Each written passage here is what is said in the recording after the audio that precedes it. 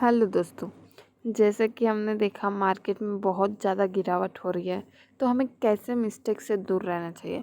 तो आज हम देखने जा रहे हैं 4 mistakes to avoid in the current equity market. जो भी है करंट इक्विटी मार्केट में ये 4 मिस्टेक्स को हटाना है। तो ये 4 मिस्टेक्स में से हम डिटेली 2 मिस्टेक्स को देखने वाले हैं। 2 मिस्टेक्स को डिटेली देखेंगे। You should space out your investment with the help of systematic investment plan in stocks and mutual funds. जो भी है हमारा इन्वेस्टमेंट का क्या रहना चाहिए, सिस्टमेटिक इन्वेस्टमेंट प्लान्स रहना चाहिए। मार्केट में तो देख सकते हो ऐसे प्लान कुछ हम बना सकते हैं, लेकिन ऐसे नहीं कि अभी मैंने इतना इन्वेस्ट किया तो इतना ये मंथ में रिटर्न मिलेगा ही मिलेगा। तो ऐसा मार्केट में कभी भी नहीं होता। इन्वेस्टमेंट प्लान क्या होता है, मंथली मुझे इतना 10,000 डालना ही है मार्केट में। मंथली मुझे 10,000 एवरी मंथ 10,000 एडिंग का हो सकता है। एडिंग करके हम ह्यूज प्रॉफिट निकाल सकते हैं, लेकिन ये नहीं कि मैंने 10,000 एवरी मंथ डाला तो 100% इतना रिटर्न आना चाहिए। ऐसे कभी भी मार्केट में नहीं होता।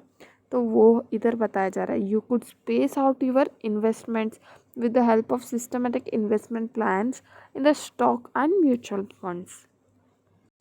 पहला मिस्टेक है lump sum investing. Lump sum investment हमें नहीं करना चाहिए। When uncertainty in this high stock price changes on a daily basis become a sharper and more volatile becomes a more volatile.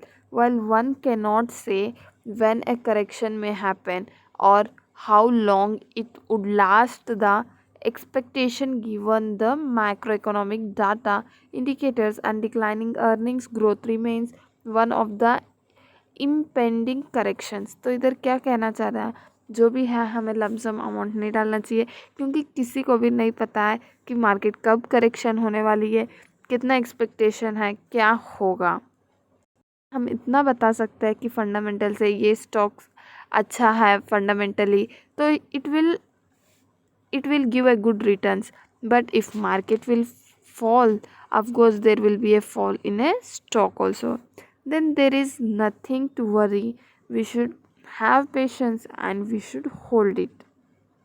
इसलिए इधर कहा गया है, in such times when the near term graph can go in either direction, it's best not to jump into equity market with a lump sum amount. And second reason is avoid looking for turn around stock ideas. जो stock ideas है उसको हमें avoid करना चाहिए। जब पता ही है कि मार्केट में टेम्पलेशन है तो हमें थोड़ा बहुत दूरी बनाए रखना। Another avoidable reaction is the temptation to look for the turn around opportunities in stocks and sectors where earnings have been worst where earnings has been worst impacted during this pandemic. There is a where segment of investors that believes this to be a temporary pause, and once the worst is over, earning growth will review to what it was for an individual company. There is no way to verify this expectation empirically today. क्या हो रहा है company में, जो भी earnings growth है वो क्या हो रहा है, वर्स्ट हो रहा है, और एक्चुअल अपना इंडिविजुअल कंपनी का एक्चुअल वैल्यूज़ पे वो आ जाता है ऐसे रहने पे। तो इसी कारण बोला जाता है कि avoid looking turn around stocks ideas. You can see here it would stay away from trying to find any turnaround ideas, specifically in sectors such as aviation and entertainment, thanks to the advent of technology which was going to hurt anyway.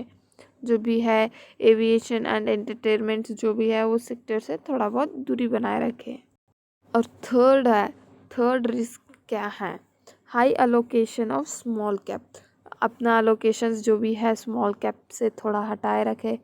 Timing the correction, जो भी हमें wrong किया है ये एक सही time है correction के लिए, तो इसको करेक्ट करें। टाइमिंग फॉर करेक्शन मतलब ये नहीं कि जो स्टॉक्स है उससे एग्जिट हो जाए या कुछ बाय करे।